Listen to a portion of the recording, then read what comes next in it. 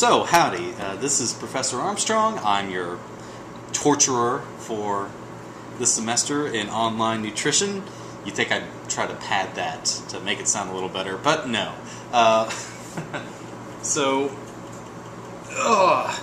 This is my first attempt at doing a kind of a video instructional thing, so bear with me. And it is also kind of cold outside, and hadn't had my caffeine yet, but we're going to fix that right now.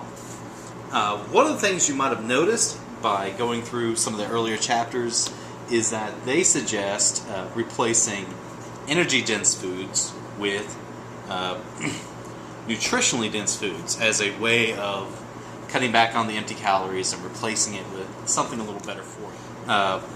Another one of their little suggestions was increase your plant intake. And there's a couple types of drinks here that could solve that problem.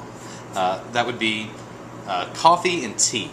I know there's caffeine issues that we can talk about, but we'll kind of get to that when we do.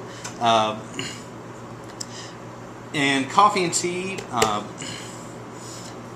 they kind of work hand in hand with a lot of things. The enemy for both of them is going to be heat, light, and moisture. And so proper storage is kind of an issue. Grabbing some stuff from work here. What you want to look for is some kind of metal tin with a good seal on top. It should take a little bit of effort to get it to open. Metal means as long as you keep the lid closed, light and moisture can't get in, and the other half is store this in a nice, relatively cool place. Not under your sink, but there's that. Tea properly stored will last for 2 years. Coffee properly stored will last about 2 weeks. So there's kind of an issue with that. Now, when shopping for coffee and for tea, you kind of want to look for a reputable place. Kind of talking about coffee first. If it's at a grocery store, it has been sitting on a shelf for about 6 months. So a lot of the nice little nuancy flavors are long gone. And depending on who you buy from, they actually roast with that in mind. So they roast to destroy those flavors and attempt to get a consistent cup. So your best bet is to buy your coffee at a place that either roast it themselves and knows what they're doing, or gets their coffee from somebody who roasted it themselves and make sure they rotate their stock pretty consistently. Never seen one of these before. There are some coffee beans, whole beans like that. These are very, very old, so I will throw them back where I found them. There's kind of 3 big coffee roasting or coffee growing regions. There is Eastern Africa, Ethiopia, Kenya, Rwanda. That's kind of where coffee originated from. It's been transplanted to other regions that can grow it pretty well, which would be central to the northern part of South America, and then the Polynesia and Hawaiian coffee would kind of fit in there. So there's kind of 2 routes you can go when actually buying coffee. There's the whole beans, like I showed you, and there is buying it pre-ground. If you can avoid it, if you can avoid getting the pre-ground stuff, you're better off that way. So you can get a cheap coffee grinder for about 20 bucks. It won't be the best, but it will be better than buying the pre-ground stuff at the stove. And depending on where you buy your coffee, you can actually grind it there. Now, grinding is going to make kind of the better tasting qualities of the coffee go away real faster than it would otherwise, but that is an option.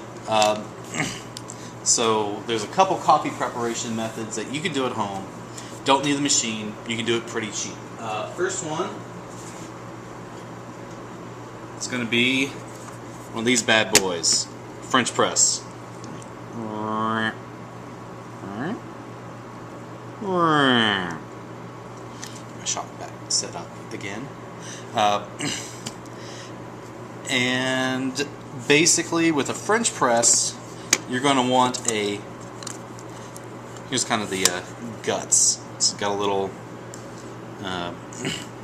filter here, and you're going to want a pretty coarse grind. I'm going to set this up and we will continue this in a second. Alright, so I got my coffee ground for a French press, and you'll notice it's a very, very coarse grind. See, big giant chunks. It's kind of all you need. So what I'm going to do now is fill it up to about there with the hot water, and then let it steep for about 4 minutes. So here I go. So it's been about 4 minutes. What you're going to do at the end is, see the plunger? Got to angle it funny to see it. I'm going to slowly press that down. Go too fast, and that little gasket thing I showed you will get clogged up, and you have a big mess on your hands. Once it's down all the way, that gasket will keep all those grinds down at the bottom there. And so when you go over to pour, I got a cup. Go over to pour, you will minimize the crunch in your coffee, which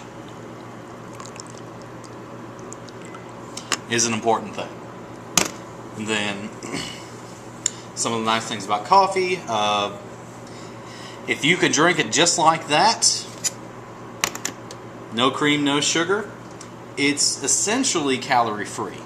That's one. Two,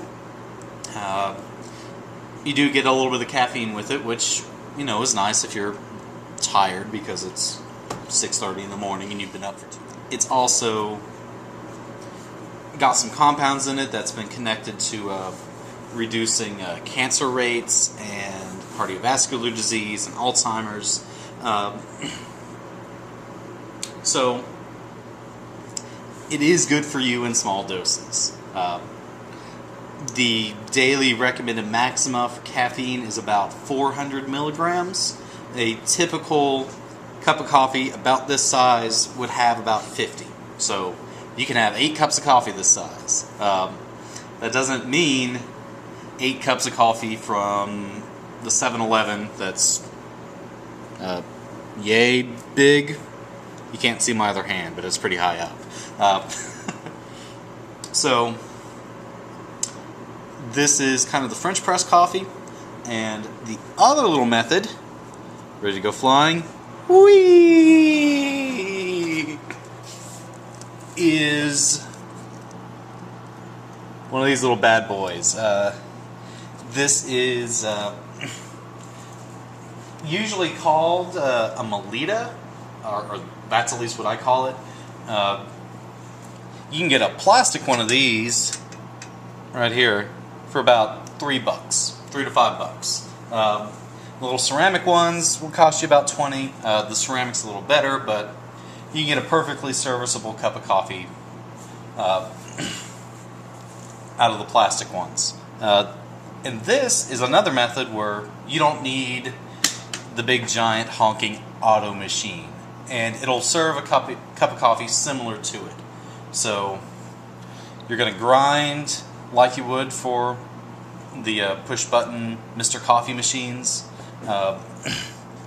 and then we'll kind of get to the steps in a second. Alright, so right here is kind of, I've got everything I'm going to need to set this up. First of all, you're going to want some conical filters. Ooh, they're cone-shaped vaguely instead of the machine-based big old rando cylinder ones. Stick the filter in.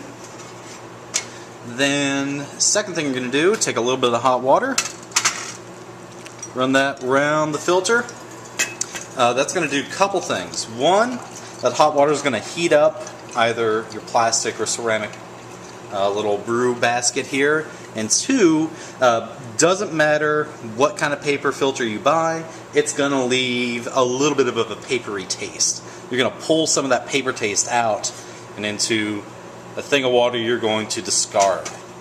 Secondly, you're going to throw in your coffee, but you'll notice it's a much finer grind than the French press was. So now what you're going to do, you're going to start to wet the grinds. The goal here is to make sure all the grounds get wet. Once you've got all the grounds wet and it's starting to brew, you're going to grab your cup and put it under. The little plastic ones fit very nice over a standard coffee mug. And then the goal here is to keep all the grinds nice and submerged. There we go. And then we keep doing this until we filled up the cup. You should be seeing some kind of lightish brown bubbly stuff. That is the CO2 that's been kind of trapped in the bean escaping. A coffee that has been roasted recently, like I said, within the last 2 weeks, it'll have this. The coffee that you would buy at the grocery store won't, because it's been sitting around so long that all the CO2 has escaped naturally before the roasting. And if the CO2 has escaped, all the nice little volatile chemicals that taste real good have also escaped. Keep on going. Gonna need to dose a little bit more, and a lot more.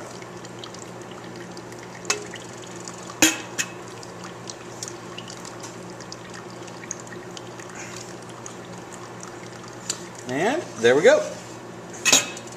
Put my toss container back for catching the drips, and another serviceable cup of coffee.